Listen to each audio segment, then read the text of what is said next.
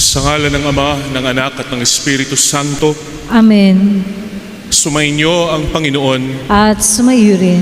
Mga kapatid, halina tayo ay magtipon-tipon bilang ating pagsamba at pagdalangin sa ating makapangyarihang Diyos. At upang marapat tayong gumanap at tanggapin ang biyaya ng banal na Eukaristiyang ito, halina tayo'y lumapit sa Kanya at humingi ng tawad para sa lahat ng ating mga pagkukulang at kasalanan.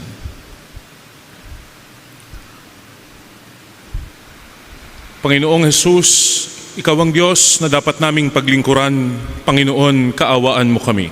Panginoon, kaawaan mo kami.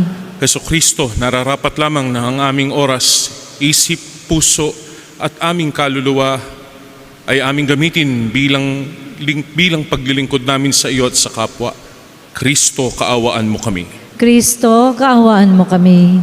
Kaya't sa mga pagkakataong ipinagkait namin ang aming sarili sa iyo at sa ibang tao, Panginoon, kaawaan mo kami. Panginoon, kaawaan mo kami. Kaawaan nawa tayo ng makapangyarihang Diyos, patawarin tayo sa ating mga kasalanan at patnubayan tayo sa buhay na walang hanggan. Amen. Manalangin tayo. Ama naming makapangyarihan, ang iyong dakilang pagkamaawain ay nangingibabaw sa aming ginagawang kabutihan at idinadaing na mga kahilingan. Ang kagandahang loob mo sa amin ay gawin mong mag-umapaw upang ang kasalanang ipinangangambang ihingi ng kapatawaran ng budhi naming takot na ikaw ay lapitan ay iyong patawarin ng lubusan at ang pinag-aalangan naming hilingin sa pagdarasal ay iyong pagbigyang aming makamtan sa pamamagitan ni Jesucristo kasama ng Espiritu Santo magpasawalang hanggan. Amen. Tayo po ngayon ay nasa bahagi ng liturya ng salita ng Diyos. Ang salita ng Diyos mula sa aklat ni Propeta Jonas. Sinabi uli ng Panginoon kay Jonas, "Pumunta ka sa lungsod ng Ninive at ipahayag mo ang mga ipinasasabi ko sa iyo." Nagpunta nga si Jonas sa Ninive. Malaki ang lungsod na ito. Aabutin ng 3 araw kung lalakaring pabagtas. Siya'y pumasok sa lungsod. Pagkaraan na maghapong paglalakad, malakas niyang ipinahayag, "Gugunawin ang Ninive pagkaraan ng 40 araw." Naniwala ang mga taga-roon sa pahayag na ito mula sa Diyos. Kaya nag-ayuno sila at nagdamit ng sako bilang tanda ng lubos na pagsisisi at pagtalikod sa kanilang mga kasalanan. Nang mabalitaan ito ng hari ng Ninive, bumaba siya sa kanyang trono, naghubad ng balabal, nagdamit din ng sako at naupo sa abo. At ipinisabi niya sa mga taga-Ninive, ito'y utos ng hari at ng kanyang mga pinuno. Walang kakain isa man, wala ring iinom, maging tao o hayop. Lahat ng tao at hayop ay magdamit ng sako. Taimtim na manalangin sa Diyos ang bawat isa. Pagsisihan ng lahat ang nagawa nilang kasalanan at talikdan ang masamang pamumuhay. Baka sa paraang ito'y mapawi ang galit ng Diyos. Magbago siya ng kanyang pasiya at hindi na ituloy ang balak na paglipol sa atin. Nakita ng Diyos ang kanilang pagtalikod sa kasamaan, kaya hindi na itiniloy ang paggunaw sa Ninive. Ang salita ng Diyos. Salamat sa Diyos. Salmong tugunan. Hiling namin ay iyong limutin tanang kasalanan namin. Tayo pong lahat. Hiling namin ay iyong limutin tanang kasalanan namin. Sa gitna ng paghihirap, tinawag ko'y Panginoon. Panginoon, ako'y dinggin, pagkat iyo'y tumatanghoy.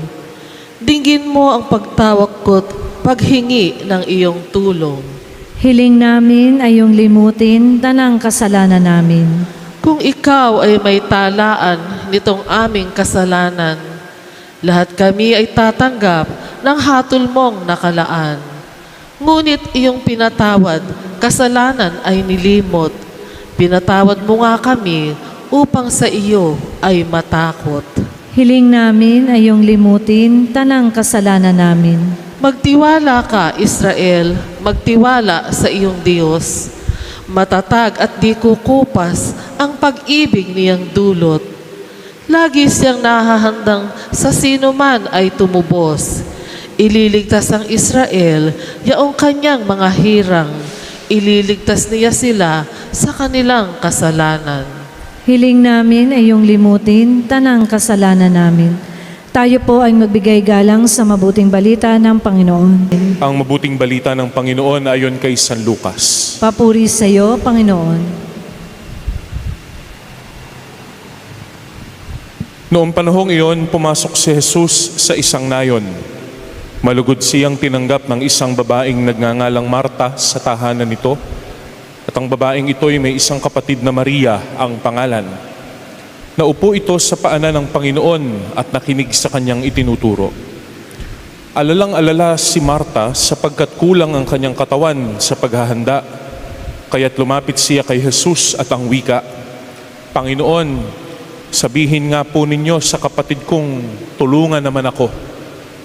Ngunit sinagot siya ng Panginoon, Marta, Marta, naliligalig ka at abalang-abala sa maraming bagay. Ngunit isa lamang ang talagang kailangan. Pinili ni Maria ang lalong mabuti at ito'y hindi aalisin sa kanya. Ang mabuting balita ng Panginoon. Pinupuri ka namin, Panginoong Heso Kristo. Sa mahabang panahon na ang bahaging ito ng kasulatan ay nababasa, madalas na ang pagtingin kay Marta ay tila ba kontrabida dito sa nangyaring kwento ng Panginoon. Na si Marta ay naging abala sa napakaraming bagay at mali yung kanyang ginawa at ang tama ay si Maria na kanyang kapatid. Pero walang sinabi ang Panginoon na mali si Marta at hindi niya pinaglalaban o pinagbabangga yung magkapatid dahil sa kanilang ginawa. Dahil unang-una, hindi natin alam kung ang pagpunta ni Jesus dito sa kanilang bahay sa Betania ay nakaschedule o kung alam ng magkapatid na siya ay dadaan. Gayunpaman, katulad natin, kapag may dumating na tao sa ating bahay, ang mga Hudyo ay hindi papayag na walang maihain o maipagkaloob man lang doon sa dumating. Alam man nila ito o hindi. Hindi rin natin alam kung ang nagpunta ay si Jesus lang o kung kasama ba niya yung 12 o kung kasama niya yung 72 dahil ito'y katatapos lamang noong ang 72 mga alagad ay magbalik. Kaya masisisi ba talaga si Marta sa kanyang naging pagiging abala at pagiging aligaga sa paghahanda ng pagkain para sa Panginoon at sa kanyang mga kasama? Pero ano nga ba ang konteksto ng pagpunta ni Jesus dito sa bahay na ito? Si Jesus ay papunta na ng Jerusalem, katulad ng binanggit ko po nung nakaraang mga araw. Na si Jesus ay papunta na doon para sa kanyang kamatayan. Papunta na si Jesus upang tuparin ang kalooban ng Ama para magpakasakit at mamatay para sa mga tao sa sanlibutan. Ang kanyang naging pagpunta doon sa bahay na ito ng dalawang babae na sa ibang bahagi ng Ebanghelyo ay alam natin na kanyang mga kaibigan. Ano nga ba ang kailangan ni Jesus? Kailangan ba talaga niya ng pagkain? Kailangan ba talaga niya ng makakain ng mga oras na ito? Kailangan ba talaga na siya'y ipaghanda? O baka ang kailangan niya ay yung presensya ng kanyang mga kaibigan? Mga taong nagmamalasakit at makikinig sa kanya. Hindi alam ito ni Marta at ni Maria. Subalit bilang mga kaibigan, mas nakita ni Maria kung ano ang pangangailangan ng ating Panginoon. Hindi masama ang ginawa ni Marta. Subalit mas naging malalim ang pagkakaalam ng puso ni Maria sa kung ano ang nais at kailangan ng Panginoon sa mga oras na iyon. Sa mga pakikipag-ugnayan din natin sa iba, madalas gusto nating gumawa ng mabuti at tumulong, lalong-lalo na sa mga nangangailangan nating mga kaibigan at kakilala o kapamilya. Kaya lang, mas madalas, gusto nating tumulong at maging mabuti sa paraang gusto natin. Kaya kapag yung paraan natin ay hindi naman ang siyang kailangan ng ating tutulungan, madalas nasasaktan tayo kapag hindi ito tinatanggap. We take offense kapag yung tulong natin ay parang hindi na-appreciate ng ating pinagkakalooban. Mabuti ang ating intensyon at walang masamang intensyon yung nais nating tulungan, subalit hindi tumanggap nito. Kaya lang, uuwi ito doon sa mas malalim na pagkakakilala natin doon sa tao. Kailangan ba talaga niyang payo? Hindi. Baka kailangan lang ng makikinig. Baka hindi kailangan ng kokontra sa kanya. Oo, alam niyang mali yung kanyang ginawa. Pero ang kailangan lamang niya ay isang kaibigan na makakasama. Kailangan ba talaga niya ng pera? Kailangan ba talaga niya ng salapi? Baka hindi. Baka mayroon siyang mas malalim na pangangailangan higit pa sa kahit na anong material na bagay. Gayunpaman, umuuwi lahat ito sa mas malalim na pakikipag-ugnayan natin sa Diyos, sa pagkakaalam at pagkakakilala natin sa Kanya. At ganun din sa pagkakakilala natin sa ating kapwa, kung ano ang kailangan niya at kung ano ang maipagkakaloob natin. Walang masama sa pagkakaroon ng mabuting intensyon. Kaya lang, maaaring hindi ito makabuti kung hindi naman kinakailangan yung ipinagkakaloob natin. Kaya, ipanalangin natin sa Panginoon na magkaroon tayo ng kamukha ng sigasig at sipag nitong si Marta sa mga pagkakataon na kailangan yung sipag at sigasig natin. At gayon din naman, hilingin natin na magkaroon din tayo ng malalim na pakikipag-ugnay at pagmamahal sa Kanya, lalong-lalo na sa mga panahon na ang kailangan para sa atin ay manahimik lang at makinig. Matuto tayo sa magkapatid na ito at sa itinuturo sa atin ng Panginoon na parating piliin ang mas mabuti. At ito ay walang iba kundi ang makaisa at makaniig ang ating Panginoong Hesukristo. Amen.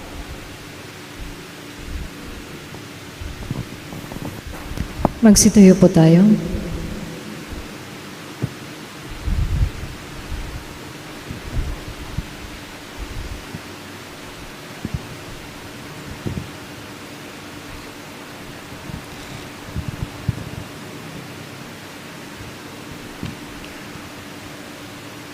Tulad ng napag-alaman ni Maria at Marta, nabunyag kay Jesus ang kabutihan at pag-ibig ng Diyos na nananahan sa ating piling. Manalangin tayo sa Diyos na naririto at nakikinig sa atin at ating sambitin, Panginoon, dalawin mo kami.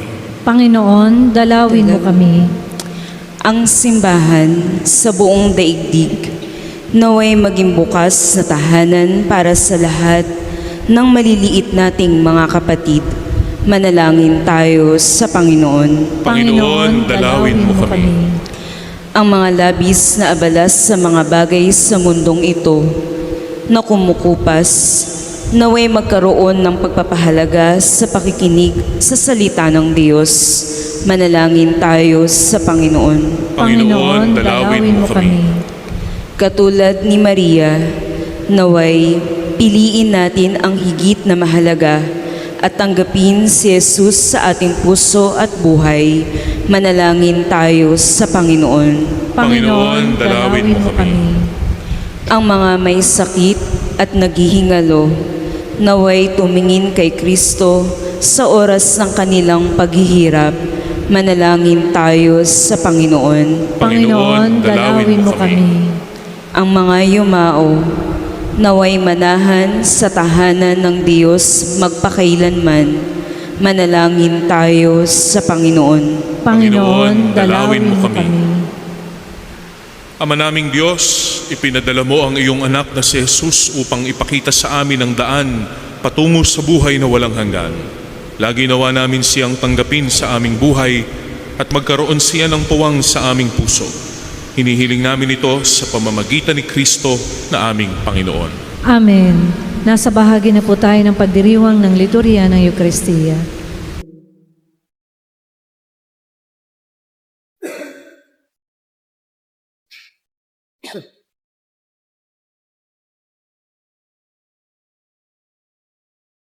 Kunin at tanggapin ang alay na ito, mga biyayang nagmula sa pagpapala mo. Tanda ng bawat pusong pagkatinibig mo, ngayon'y nananalig, nagmamahal sa'yo.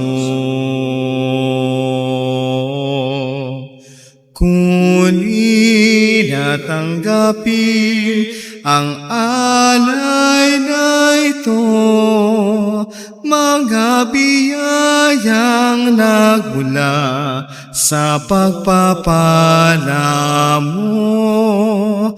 Tanda ng bawat pusong pagkatinibig mo, ngayon'y nananalig, nagmamahal sa'yo.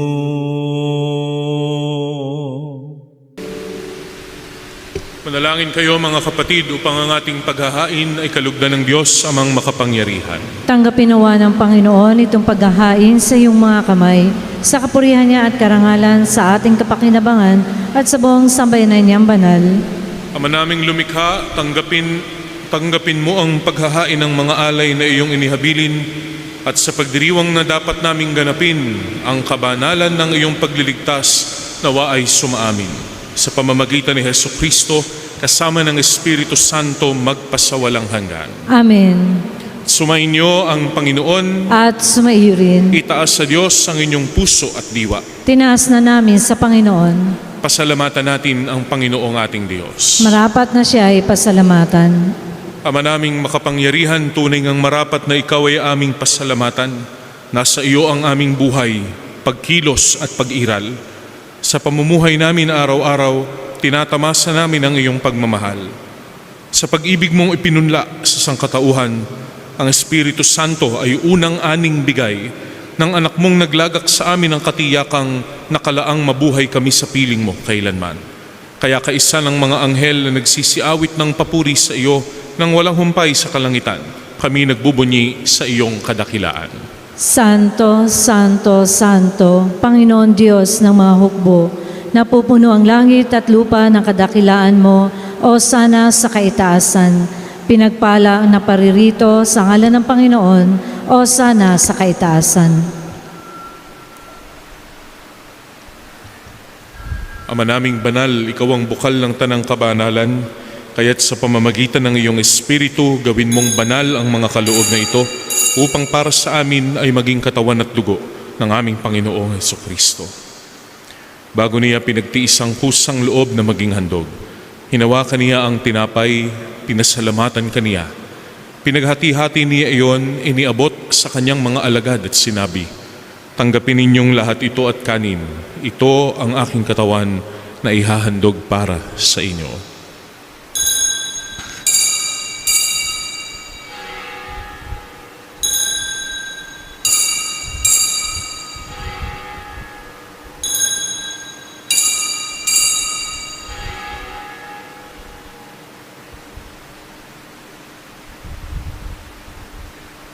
Gayon din naman nang matapos ang hapunan, hinawakan niya ang kalis. Muli kaniyang pinasalamatan.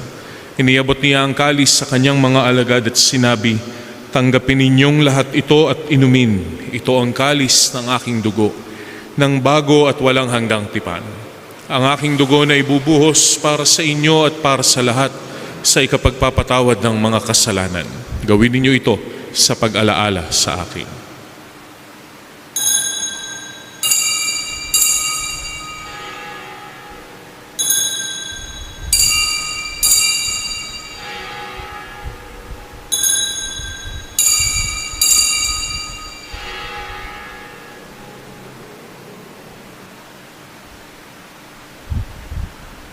Ang misteryo ng pananampalataya.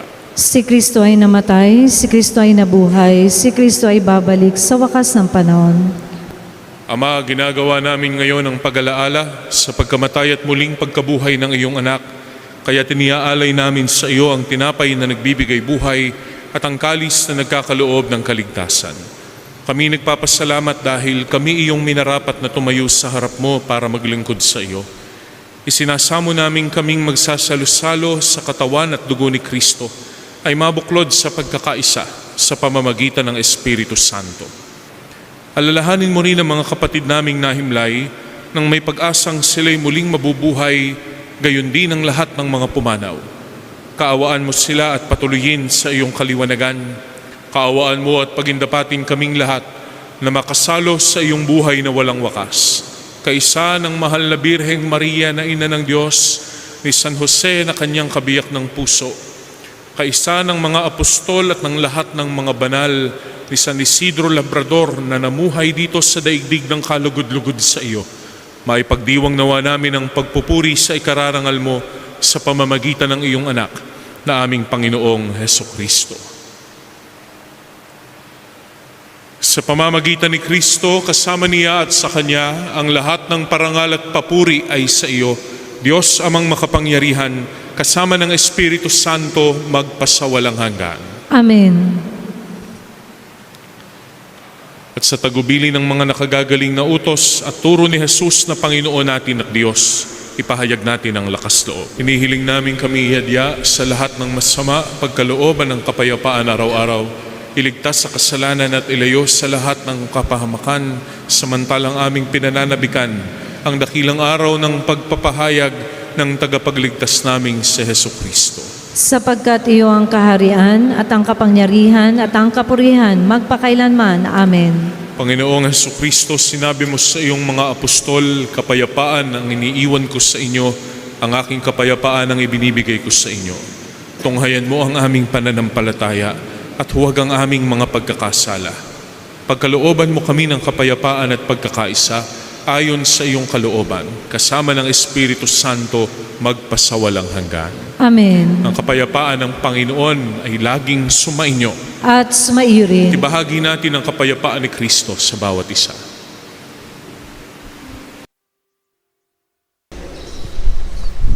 Kordero ng Diyos na nag-aalis ng mga kasalanan ng sanlibutan, maawa ka sa amin. Kordero ng Diyos na nag-aalis ng mga kasalanan ng sanlibutan, maawa ka sa amin.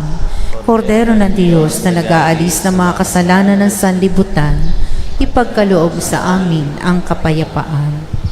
Mga kapatid, narito si Kristo, ang Kordero ng Diyos na nag-aalis ng mga kasalanan ng sanlibutan. Mapalad tayong lahat na tatanggap sa Kanya sa banal na piging. Panginoon, hindi ako karapat-dapat na magpatuloy sa iyo, ngunit sa isang salita mo lamang ay gagaling na ako.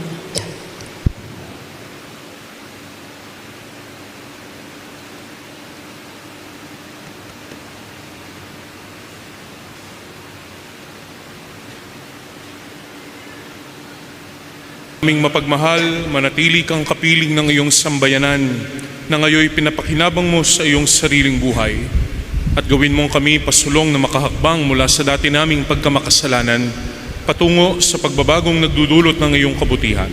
Sa pamamagitan ni Hesukristo, kasama ng Espiritu Santo, magpasawalang hanggan. Amen. At sumainyo ang Panginoon. At sumaiyo rin. Pagpalain po kayo at ang inyong mga mahal sa buhay ng makapangyarihang Diyos Ama, Anak at Espiritu Santo. Amen. Pumayo po kayo sa pag-ibig at kapayapaan ng ating Panginoong Hesukristo. Salamat sa Diyos.